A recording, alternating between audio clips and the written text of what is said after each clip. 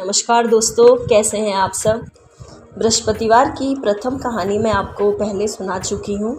जिसने भी मेरा पहला वीडियो देखा हो गुरुवार व्रत कथा का, वो सभी जानते होंगे। आज मैं दूसरी कथा सुनाने जा रही हूँ, ध्यान से सुनिएगा।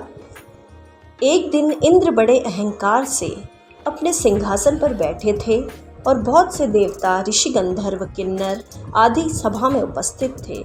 जिस समय बृहस्पति जी वहां पर आए तो सब के सब उनके सम्मान में खड़े हो गए, परंतु इंद्र गर्व के मारे खड़ा न हुआ, यद्यपि वह सदैव उनका आदर किया करता था।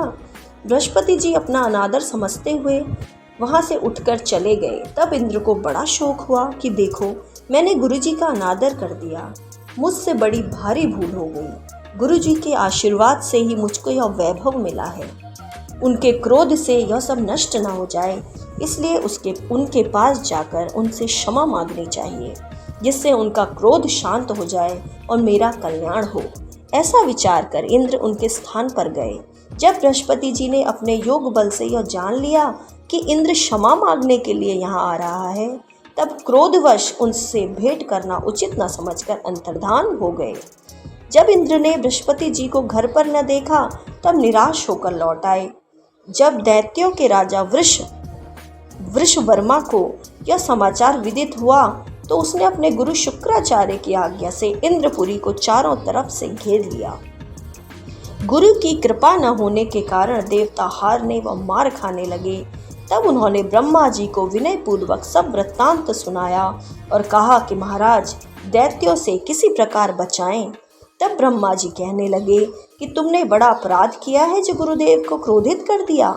अब तुम्हारा कल्याण इसी में होगा कि त्वष्टा ब्राह्मण का पुत्र विश्वरूपा बड़ा तपस्वी और ज्ञानी है, उसे अपना पुरोहित बनाओ तो तुम्हारा कल्याण हो सकता है। यह वचन सुनते ही इंद्र त्वष्टा के पास गए और बड़े विनीत भाव से त्वष्टा से कहने लगे कि आप हमारे पुरोहित बनिए, जिससे हमारा कल्याण हो।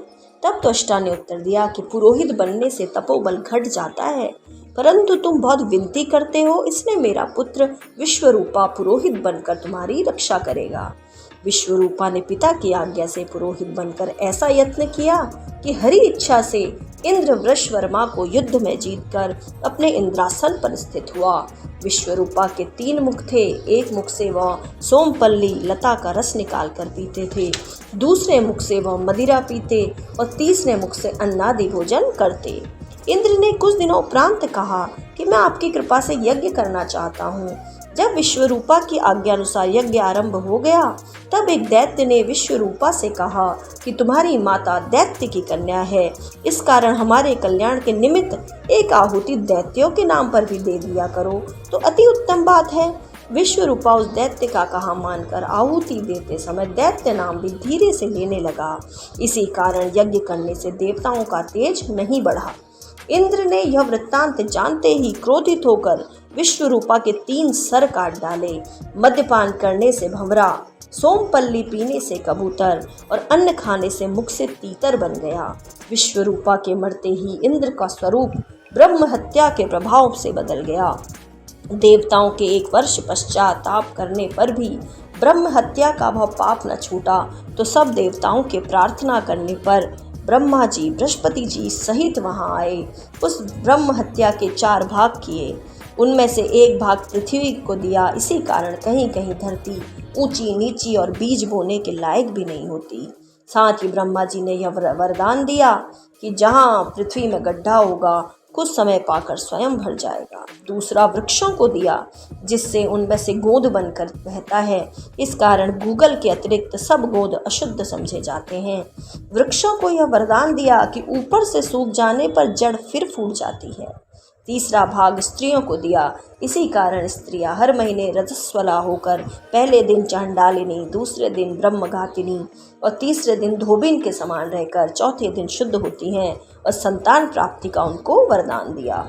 चौथा भाग जल को दिया, जिससे फेन और सिवाल आदि जल के ऊपर आ जाते हैं। जल को यह वरदान मिला कि जिस चीज में डाला जाएगा वह बोझ से बढ़ जाएगी। इसी कारण इंद्र को ब्रह्म हत्या के पाप से मुक्त किया। जो मनुष्य इस कथा को पढ़ता है, सुनता है, उसके सब पाप बृहस्पति जी महाराज की कृपा से नष्ट होते हैं। धन्यवाद।